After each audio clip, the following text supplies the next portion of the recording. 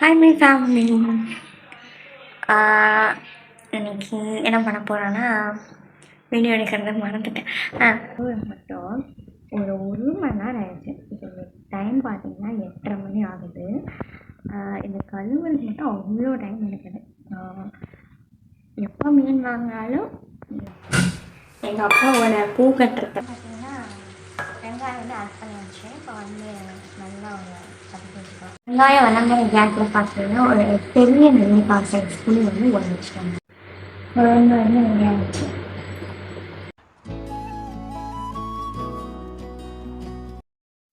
Hi me family. இன்னைக்கு என்ன பண்ண போகிறேன்னா, வீடியோ எடுக்கிறத மறந்துட்டேன். பாறை மீன் குழம்பு வந்து செய்யப்போம். செய்யலாமா? அதுக்கப்புறம் பியூர் கோல்ட்டு பார்த்துக்கலாம். இன்னைக்கு பார்த்தீங்கன்னா பாறை மீன் தான் வந்து எடுத்திருந்தோம். ரெண்டையும் பார்த்தீங்கன்னா நல்லா கழுவி ரெண்டையும் பாக பிரிவினை வந்து பண்ணி வச்சாச்சு. ஓ, நீ அப்படி வரியா? இந்த பாகம் பார்த்தீங்கன்னா மீன் பொரிக்கிறதுக்கும், இது பார்த்தீங்கன்னா குழம்பு வைக்கிறதுக்கும் பாக பிரிவினை பண்ணி வச்சாச்சு. இல்லைன்னா ரெண்டையும் மிக்ஸ் பண்ணி போட்டுருவேன். அதனால தான் அப்படி சொல்ல மறந்துட்டேன். இப்போ இந்த மீன் குழம்பு இது பார்த்தீங்கன்னா கழுவுற மட்டும் ஒரு மணி நேரம் ஆயிடுச்சு. இப்போ டைம் பார்த்தீங்கன்னா 8:30 மணி ஆகுது. இந்த கழுவுறதுக்கு மட்டும் அவ்வளோ டைம் எடுக்குது. பார்த்தீங்கன்னா எங்கள் அப்பாவோட பூ கட்டுற பாப்பாங்க எவ்வளோ அழகாக கட்டியிருக்காங்க. எனக்கு வந்து நான் ப்ரைஸ் கொடுப்பேன். நீங்கள்கிட்ட நான் என் ப்ரைஸ் கொடுப்பேன். இந்த பழக்கம் அவங்க கமெண்ட்ல ஷேர் பண்ணுங்க.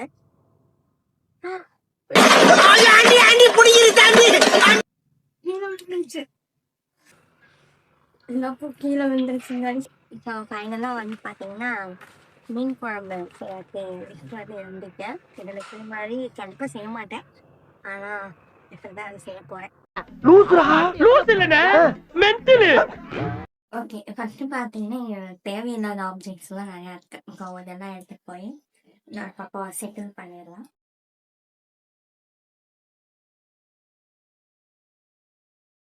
செட்டில் பண்ணிட்டேன். இப்போ என்னோட ட்ரைபேட் பார்த்தீங்கன்னா என்னை விட கம்மியாக இருக்குது. அதனால் வந்து பார்த்தீங்கன்னா கொஞ்சம் நான் வந்து இப்போ இங்கிலீஷ்லாம் பேச வேண்டியதாக இருக்குது. ஃபஸ்ட்டு பார்த்தீங்கன்னா நல்லெண்ணெய் வந்து இதுக்கு தேவைன்னு சொல்லிக்கிறேங்க. ஆனால் ஒரு முக்கியமான ஆப்ஜெக்டே நல்லெண்ணெய் இல்லை. நம்ம வந்து நல்லெண்ணெய் செய்ய போகிறோம். செஞ்சுக்கலாம். அதுக்கப்புறம் சின்ன வெங்காயம் சேர்த்து வதக்கிட்டு கால் மிளகு சீரகம் சேர்த்து பூண்டு இந்த மாதிரிலாம் சொல்லியிருக்காங்க. சரி, அதெல்லாம் போய் அம்மா எல்லாமே பண்ணி வச்சுட்டாங்க. இப்போ நம்ம வந்து வதக்கிட்டு அதுக்கப்புறம் குழம்பு சரி போட்டுதான் பார்க்கலாமா? ஆரம்பிக்கலாம். தக்காளி மட்டும் மறந்துட்டேன். கலந்துட்டு 2 ரொட்டிடலாம். அது போதுமானது. ஃபஸ்ட்டு பார்த்தீங்கன்னா ஒரு அடிகனமான வானல்ல எடுத்துக்கலாம். தேவையான இன்க்ரீடியன்ஸ் எண்ணெய் காய்ஞ்சதுக்கப்புறமா மல்லி சேர்த்துட்டு கொஞ்சமாக சீரகம் சேர்த்துக்கலாம். அதுக்கப்புறம் பார்த்தீங்கன்னா மிளகு நல்லா மல்லம் பூண்டாக எடுத்து சேர்த்துக்கோங்க. நல்லா டேஸ்ட்டு நல்லா வரும். அதுக்கப்புறம் வெங்காயம் வந்து சேர்த்துக்கலாம். வெங்காயம் வந்து ஆட் பண்ணி வச்சு இப்போ வந்து நல்லா ஒரு தப்பிச்சு வச்சுக்கோம்.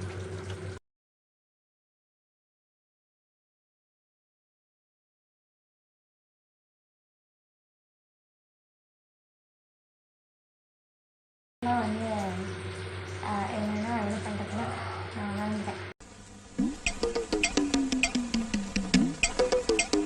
தாளிக்கும் போது ஆட் பண்ணிக்கலாம்னு சொன்னாங்க. அதை ஆட் பண்ணிக்கலாம். தக்காளி சேர்த்து நல்லா வதக்கி விட்டதுக்கப்புறமா பச்சை மிளகாய் வந்து நாங்கள் அதிகமாக சேர்க்க மாட்டோம். அதனால் வரமிளகாய் வந்து நான் சேர்த்துக்கிறேன். அதுக்கப்புறமா லைட்டாக வந்து மஞ்சள் பொடி சேர்த்து நல்லா வதக்கி விட்டுக்கோங்க. வெங்காயம் வளர்ந்த கேஸில் பார்த்தீங்கன்னா ஒரு பெரிய நெல்லிக்காய் சைஸ் புளி வந்து ஊற வச்சுக்கோங்க. பெரிய நெல்லிக்காய் சைஸ் எனக்கு தெரியாது. எனக்கு தெரிஞ்ச ஒரு சைஸில் வந்து எடுத்துக்கோங்க. இதில் போதும். அது வந்து நம்ம ஊற வச்சுக்கலாம்.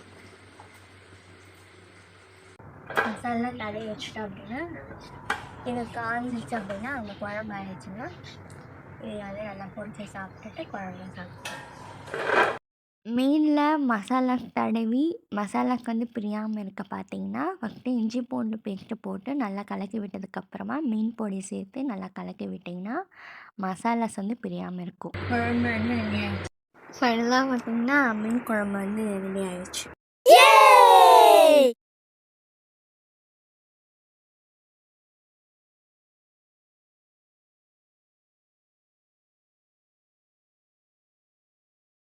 சூப்பராக இருக்கு.